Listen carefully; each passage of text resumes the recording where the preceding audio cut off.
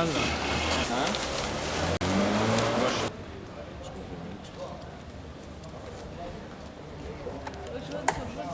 Ça se voit pas, hein. Faut le mettre là.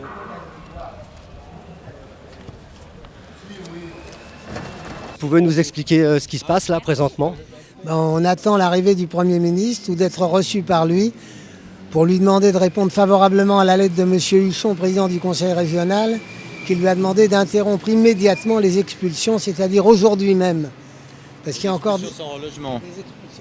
Hein, c'est vraiment pour arrêter de mettre des gens, des familles à la rue. Il y a des dizaines de milliers d'expulsions chaque année. Et au mois d'octobre, c'est le mois où il y a le plus d'expulsions. Est-ce que je peux savoir ce que vous voulez?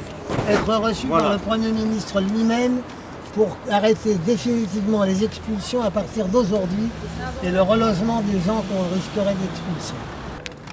Bien, si je vous propose un local là à côté pour venir pour patienter, est-ce que vous l'acceptez?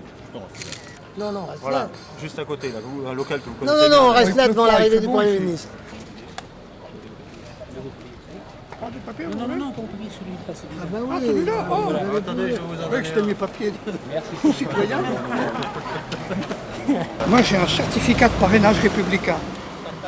Et vous voyez là-dessus que deux sans-papiers, qui s'appellent Evelyne Hadzi et Paul-Léandre Maubier, sont les parrains d'Albert Vaccar. D'accord, c'est bien ça. Tu t'es fait parrainer Je me suis fait parrainer. Et au fond, ça peut leur être utile à ces deux personnages. S'ils sont arrêtés par la police, ils peuvent dire « Attention, nous ne sommes pas n'importe qui. Nous sommes les marraines et parrains d'Albert Vaccar. »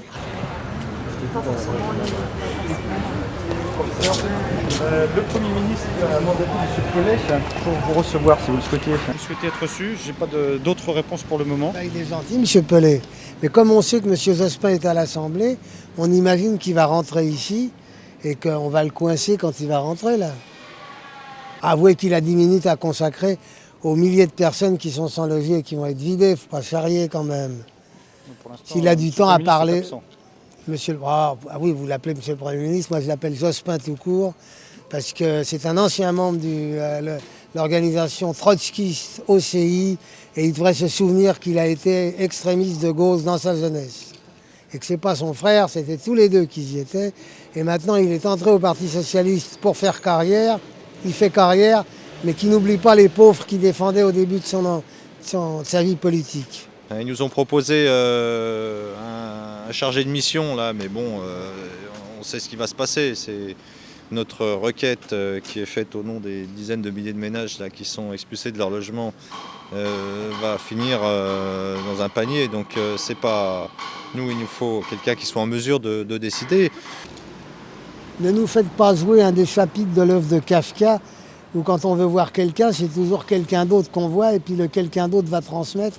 Et le quelqu'un qui est en haut, on n'arrive jamais à le voir ni à obtenir sa réponse. Vous savez bien qu'ici, ce n'est pas le château. Ça y ressemble, monsieur, vous savez, c'est triste à vous dire, ça y ressemble. On veut parler au Premier ministre, on lui écrit une lettre, pas de réponse.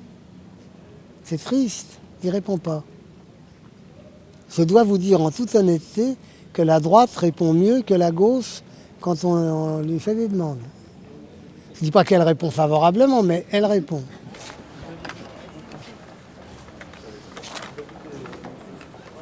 Alors Babar, qu'est-ce qui s'est passé après là? Vous êtes rentré à Matignon? Bah donc le conseiller de Jospin là, sur le logement, l'équipement et les transports, M. Pellet, nous a reçus. Alors, il nous a fait part de la position de Jospin là-dessus. Il est hostile à une trêve des expulsions locatives au nom du droit.